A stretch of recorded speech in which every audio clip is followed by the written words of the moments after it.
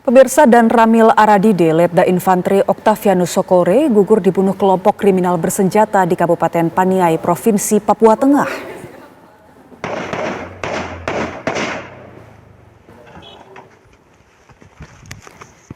Dari video amatir yang beredar, Komandan Rayon Militer atau Dan Ramil Aradide, Octavianus Sokore, mengendarai sepeda motor di Kampung Pasir Putih, Distrik Aradide, Kabupaten Paniai, Papua Tengah.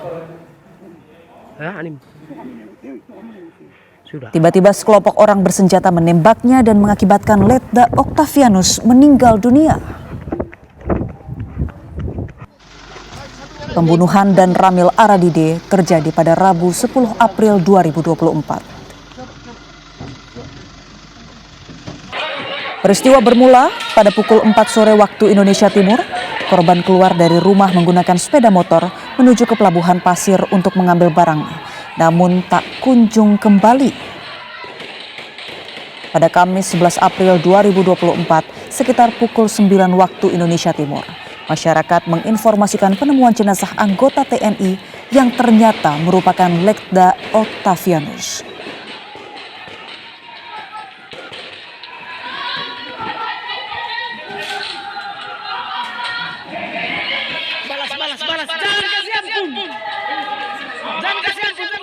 Untuk mengetahui bagaimana perkembangan terbaru dari penembakan Dan Ramil Aradide, Letda Infantri Octavianus Sokore, kami sudah terhubung bersama dengan Kepala Dinas Penerangan Angkatan Darat Brigjen Kristome Sianturi.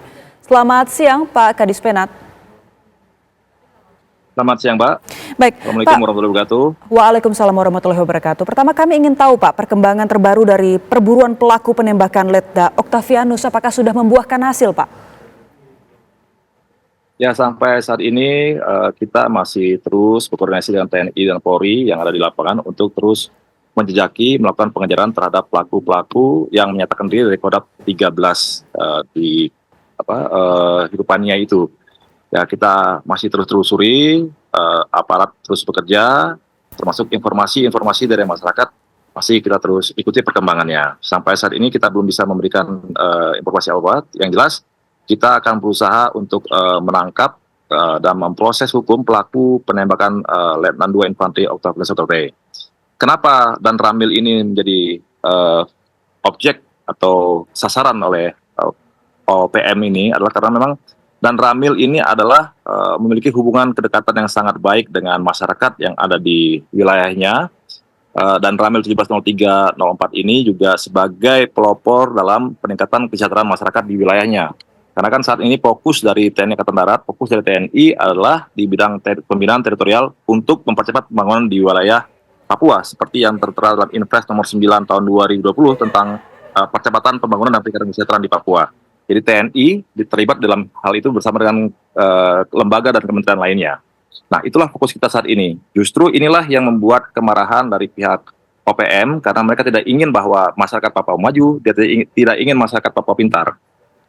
Dan dia ingin bahwa masyarakat tidak mencintai NKRI. Nah, itulah yang menyebabkan kenapa seorang Dan Ramil yang bukan tugas tempur, tapi dia memang tugas fokusnya adalah ke pembinaan teritorial, bagaimana mereka kesejahteraan masyarakat. Inilah yang menjadi sasaran utama, karena Dan Ramil ini juga mempelopori, artinya mengajar, memerintahkan anggotanya untuk menjadi pengganti guru, pelayanan kesehatan, karena banyak guru yang diteror, kemudian banyak tenaga kesehatan juga yang diperkosa, dibunuh, hingga tidak mau bertugas di tempat-tempat seperti itu, sehingga terpaksalah prajurit-prajurit TNI yang memang bertugas untuk menggantikan posisi mereka. Demikian, Pak. Pak Kristome, ini kan video juga dibagikan langsung oleh pihak pelaku, tapi apakah sejauh ini sudah ada kelompok dari KKB yang mengaku bertanggung jawab atas gugurnya Letda Octavianus? Ya, memang secara dari video yang viral mereka menyatakan bahwa itu dilakukan oleh Kodam 13, kemudian juga Sebi Samum sudah menyatakan bahwa mereka bertanggung jawab atas serangan itu, dan semua yang menyatakan bahwa semua aparat TNI Polri yang bertugaskan adalah sebagai musuh mereka. Ya, tidak apa-apa, justru itu ada resiko tugas yang memang harus kita terima. Tetapi kalau kita melihat bagaimana perlakuan secara keji dari kelompok OPM itu terhadap Dan Ramil yang sudah tidak berdaya, jatuh, masih dicincang dengan menggunakan parang pada kaki kepala yang sehingga menyebabkan yang bersangkutan meninggal dunia. Ini adalah bentuk kekejaman yang tidak bisa kita tolerir. Artinya jangan sampai mereka berlindung di balik hak asasi manusia, tapi perlakuan juga tidak bisa sesuai dengan perlakuan hak asasi manusia sebagaimana mestinya. Nah, itulah kira-kira yang perlu masyarakat ketahui bagaimana perkembangan saat ini di wilayah Papua.